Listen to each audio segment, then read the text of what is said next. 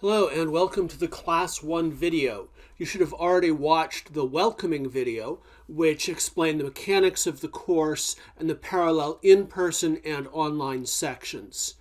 In this video, we are going to be asking, what is critical thinking? And you should have already tried to answer that question for yourself in the exercise for this class. Now, in this video, we're going to run through some other answers that are popular. And then, if you're in the online section, I want you to go back to your exercise and say how you would or would not revise your answer given what you've heard. But first, I want to say a little to motivate why we are even asking this question. So here's a strange fact. Basically, all groups involved with higher education agree that teaching critical thinking should be the highest priority for what we do here. For instance, 99.1% of teachers surveyed said they agreed that teaching critical thinking was essential or very important for undergraduates.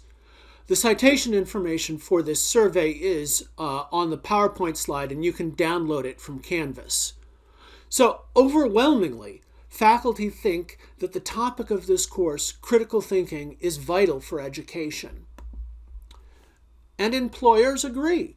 81% of employers say critical thinking and analytical reasoning skills are very important to them in making hiring decisions. 81% isn't quite 99%, but it's still an overwhelming majority.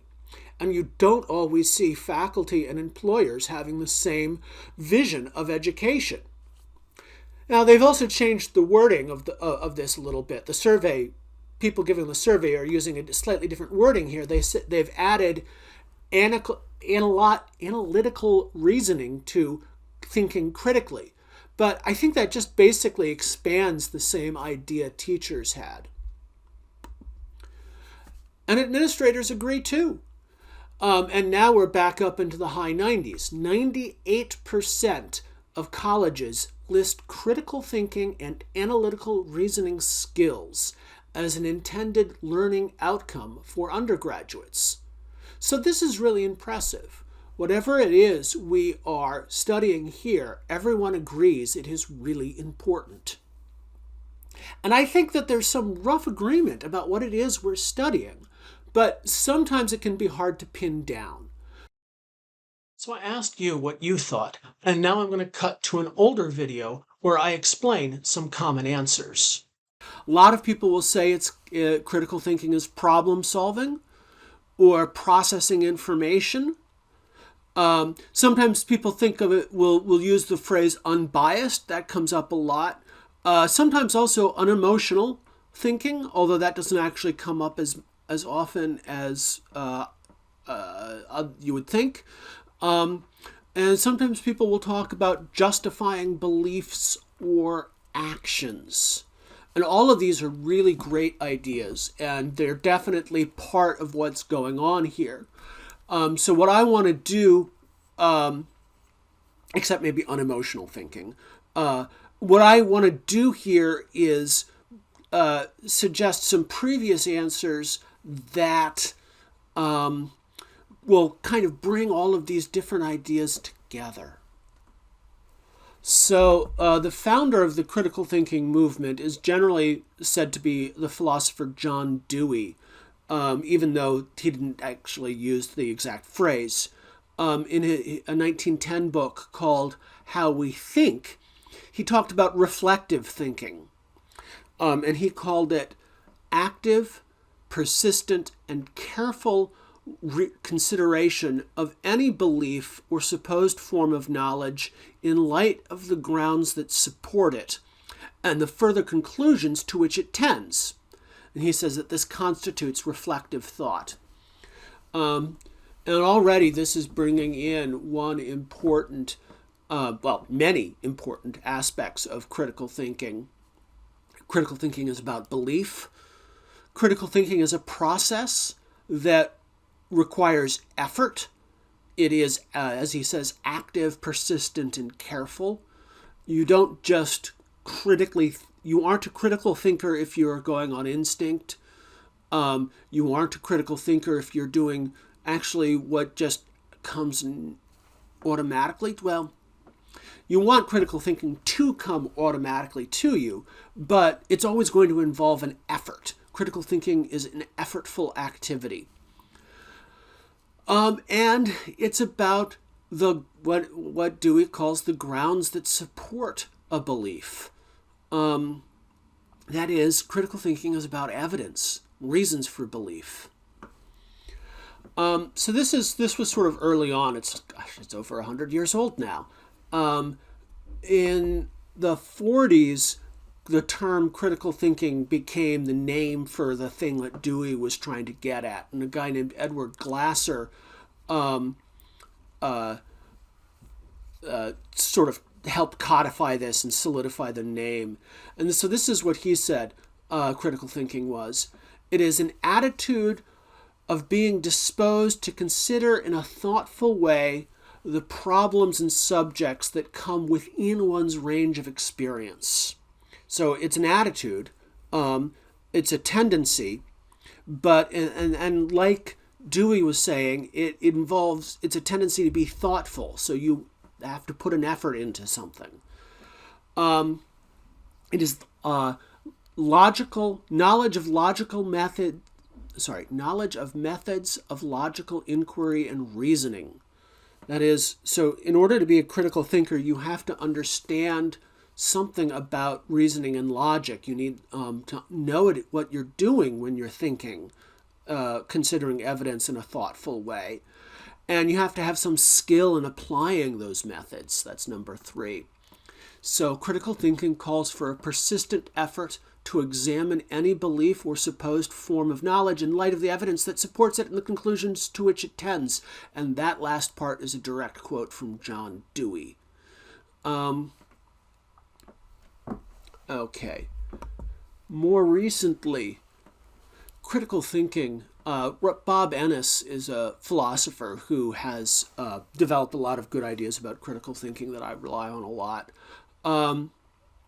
He has a fairly general definition. He says it is reasonable, reflective thinking that is focused on deciding what to believe or what to do.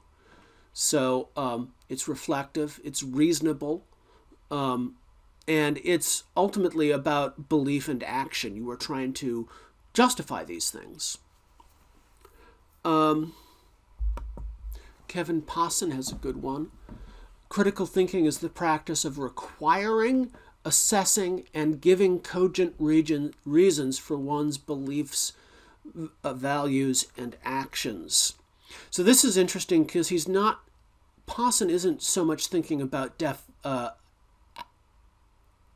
dispositions or tendencies. He's more focused on the social aspect, but he's still emphasizing this business of giving reasons for your beliefs, assessing reasons for beliefs, assessing reasons for actions as well, right? And you also require them. So it's got that social aspect. If other people assert something or say they want to do something, you ask them what is their justification. And you're willing to give justifications when called on to do so yourself, right? This emphasizes the social aspect of it, is giving and asking for justifications for your beliefs, values, and actions. Richard Paul and Linda Elder have a little consulting business that is popular in educational circles and very successful about critical thinking. And they define it this way. Critical thinking is that mode of thinking about any subject, content, or problem in which the thinker improves the quality of his or her thinking by skillfully taking charge of the structures inherent in thinking and imposing intellectual standards on them. So this one's unique and cool because it emphasizes the idea that you are of self-improvement, right? Critical thinking is in some ways a practice of self-improvement. It's self-improvement in your thought that comes from, again, understanding the structure of reasoning, forms of logic. This is something that was in the other definitions. And using the standards for good thinking to improve your thinking. The nice thing about this is that this emphasizes pretty specifically what we're going to talk about in a second, what we're calling metacognition, thinking about thinking.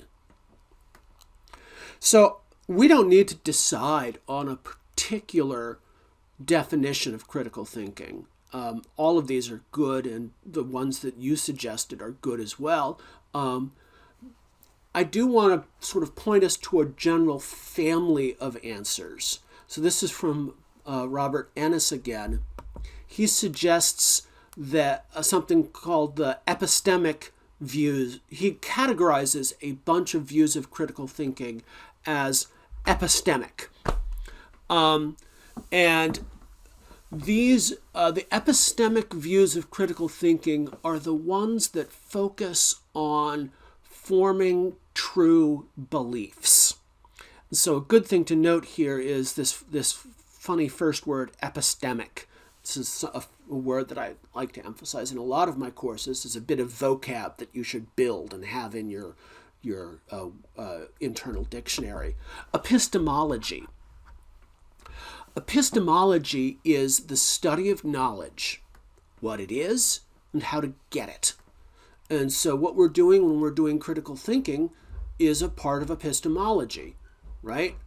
So the epistemic view of critical thinking is all the definitions of critical thinking that emphasize the idea of justifying belief. So here is the way Ennis characterizes the epistemic views of critical thinking. According to the epistemic approach, which I believe best fits the everyday usage of the term critical thinking, the purpose of thinking critically is to find the truth, or to get a reasonable approximation thereof, to get it right, so to speak. So the idea here is that the epistemic approach boils down to being able to form true beliefs about whatever it is you're doing. Okay, so a couple of other bits of terminology.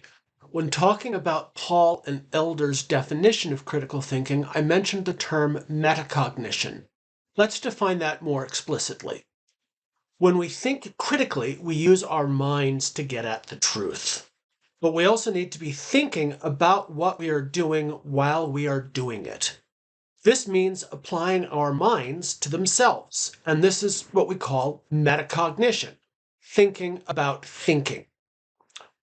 One of the nifty things about the human brain is that it is actually constantly monitoring itself. Metacognition is a natural background activity of the brain. What we try to do in critical thinking is become more aware of this process so that we can do it better. Another thing that I've started to emphasize in this course is that our metacognition needs to involve all kinds of cognition, including both reason and emotion. As a first approximation, let's say that reason involves the kind of thinking that is best for getting at the truth. And emotion involves a lot of other things, including instinctive reactions that may or may not be adaptive, and our feelings about our relationships with others, and sort of monitoring our social status, that sort of thing. Emotion's got a lot of stuff in it. Critical thinking is centered on reasoning because we are trying to get at the truth. That's part of the epistemic conception of critical thinking. But our metacognition has to involve reflecting on our emotional thinking as well. As we will see later in this course, critical thinking doesn't mean being unemotional. It means using your emotional intelligence. So for now, we can just stipulate that metacognition is thought processes applied to other thought processes or any kind of thinking about thinking. So that brings us to our definition of critical thinking for this class. I came up with this in part to distinguish it from another class I teach, logic. Basically, the idea is that logic is a theoretical class, and this class is an applied class. So I say that critical thinking is the use of our metacognition to improve our reasoning in practical situations. I count this as an epistemic definition because the goal is to improve the kinds of cognition that helps us get at the truth. However, at the meta level, we will be working all kinds of metacognition, including emotional metacognition, to make this effort work. Another note, there's an ambiguity here. This word refers both to process of improving one's reasoning and the product, better reasoning. But the bottom line here is that this is done in practical situations, and that's what distinguishes it from the more theoretically oriented logic class. Another important aspect of critical thinking is what we will call content neutrality. Content neutrality is something that applies both to critical thinking and to logic and to all the other studies that are related to these fields. They're all content neutral. And what that means is that we set aside the content of what people are reasoning about and focus instead on the ways that people reason. So when we do critical thinking, we can be talking about anything. Because if you're able to think about it, you're able to think critically about it. A few kinds of things tend to come up a lot because they are natural areas for us to use our critical thinking in. For instance, we are primed to be critical thinkers when we think about courtrooms and juries, because we want juries and judges to be critical thinkers. We will also use examples from politics, because it's important to think critically when you're thinking about how society is run. I also like to use examples from science, because science is a great example of the wonderful things people can do when they reason together. Plus, it's just cool. You can come up with critical thinking examples about sports if that's what you're into. The thinking techniques we will be looking at are neutral with regard to topic. So that gives us a sense of what critical thinking is. Now I want to talk a little bit about how we study critical thinking, which in turn is part of how we improve our own critical thinking. Traditionally, critical thinking has been studied in philosophy. I already mentioned that the founder of the critical thinking movement was the philosopher John Dewey. In traditional philosophy, the focus for studying critical thinking is on arguments.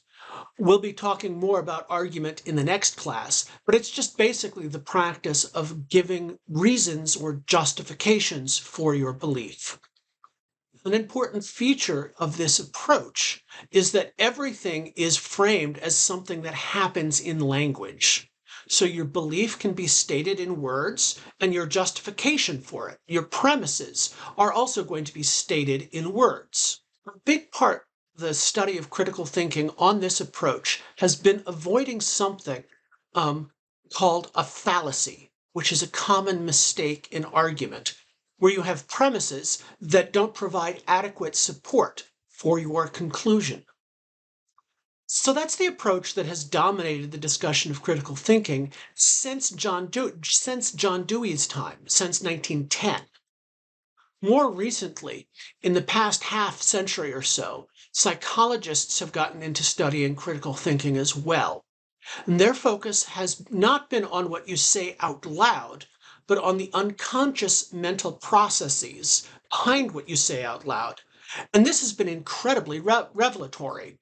It really improves our understanding of critical thinking because we need to actually dig down and not just talk about what people say, but how they filter their evidence, for instance, what they see and what they don't see.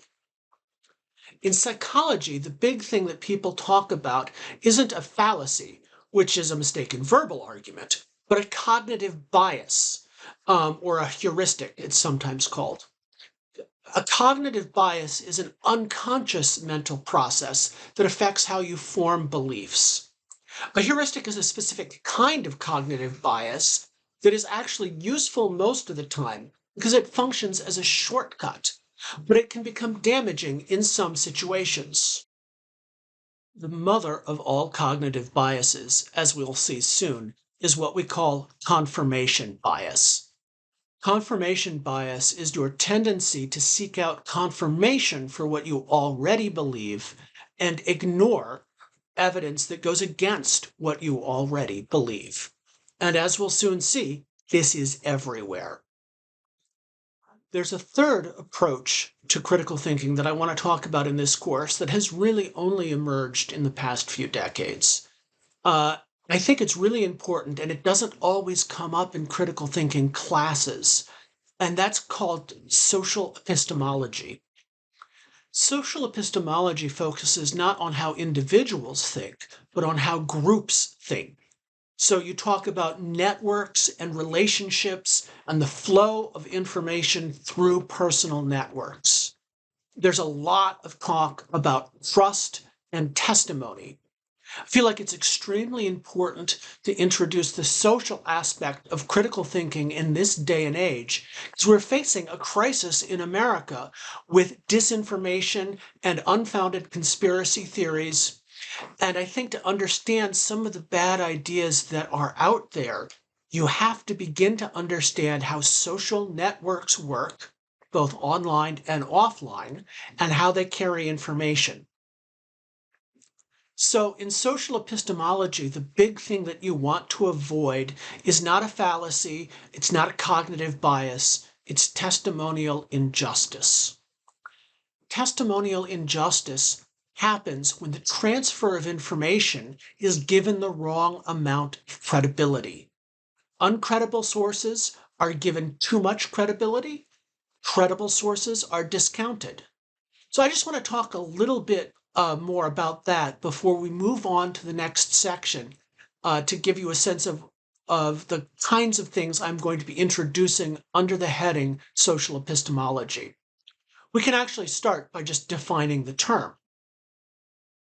Social epistemology is the part of the study of knowledge that deals with how people work together to create knowledge. I already defined epistemology as the study of knowledge, and I said that we will be taking an epistemological approach to critical thinking, meaning that we are concerned with forming true beliefs. So for social epistemology, we will be looking at how we work together in groups to form true beliefs. And actually, part of this is going to be studying how dysfunctional social relationships create ignorance. Some disclaimers. When COVID hit, I realized that it was going to be vital to use this course to call out dangerous false information. For instance, about quack medical treatments or lies about the safety of vaccines.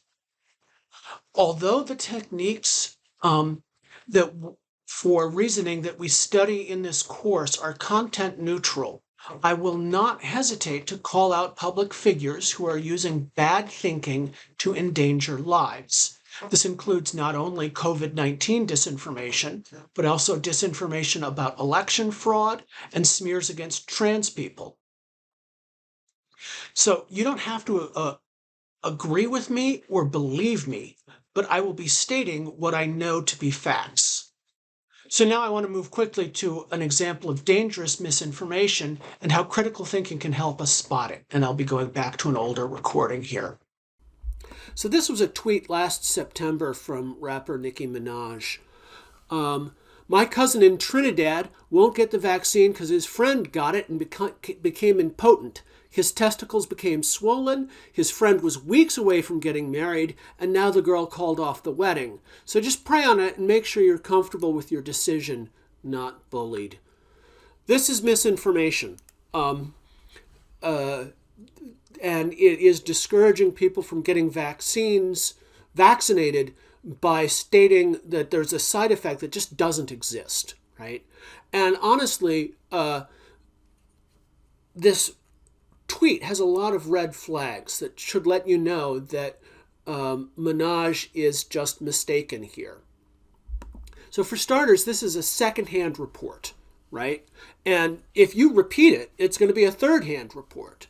And often these second, third-hand reports of individual experiences can be really distorting, right? And so, and there's no way to verify what she's saying here. No experts or reliable sources are involved in this chain. It's just her cousin's friend. And also, there's a sense that this has an extra scary outcome. Oh my God, you could become impotent. Your testicles could swell up, and that should raise a red flag that this is not credible information because it looks scary. So, for the record, the health minister of Trinidad and Tobago had to issue a statement saying that no one had experienced this side effect. In fact, that they went through all the medical records in Trinidad and Tobago, they interviewed people, and this just didn't happen.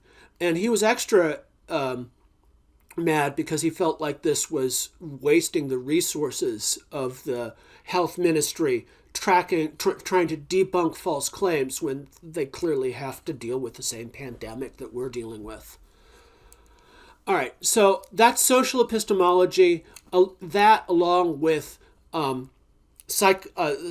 psychological study of cognitive bias and the regular traditional philosophical study of critical thinking, is all of that's going to form the basis for this course. That gives us a big picture view of what critical thinking is and the sorts of things people agree are involved with critical thinking. I've also given you a sense of some of my goals for teaching critical thinking in this course in our current environment. To wrap things up, I want to do a second exercise where we consider an image of how critical thinking works that everyone doesn't agree with. So this is a quote from John Dewey at the beginning of the critical thinking movement, where he says critical thinking has to occur in a specific kind of situation. And he uses the image of coming to a fork in the road. So he says, critical thinking begins in what may fairly enough be called a forked road situation. A situation which is ambiguous, which suggestions present a dilemma, which proposes alternatives. As long as our activity glides smoothly along from one thing to another, or as long as we permit our imagination to entertain fancies at pleasure, there's no call for reflection. Difficulty or obstruction in the way of reaching a belief brings us, however, to a pause. In the suspense of uncertainty, we metaphorically climb a tree. He's talking about to get a better view of where the roads go. We try to find some standpoint from which we may survey additional facts and, getting a more commanding view of the situation, decide how the facts stand related to one another. So he continues, the demand for a solution of a perplexity is the steadying and guiding factor in the entire process of reflection. A question to be answered, an ambiguity to be resolved, sets up an end and holds up the current ideas to a definite channel. Every suggested conclusion is tested by its reference to this regulated end, by its pertinence to the problem at hand. This need of straightening out a perplexity also controls the inquiry to be undertaken. A traveler whose end is the most beautiful path will look for other considerations and will test suggestions occurring to him on another principle than if he wishes to discover the way to a given city. The problem fixes the end of thought and the end controls the process of thinking. So I have you a second exercise that you need to download and answer. It's got this full quote on it, and then 3 questions. Explain in a few sentences why you think Dewey believes a definite problem is necessary for critical thinking. What kinds of thinking are excluded from critical thinking when you say that the critical thinker must be facing a specific problem? Did your definition of critical thinking include this kind of restriction? Do you think this kind of restriction should be included in the definition of critical thinking? So that's your second exercise. So to wrap things up, what you need to do, you need to go back, fill in the rest of the first exercise and do the second exercise and submit that. Then for class 2, there's a reading and an exercise you need to do, and then you can watch the video.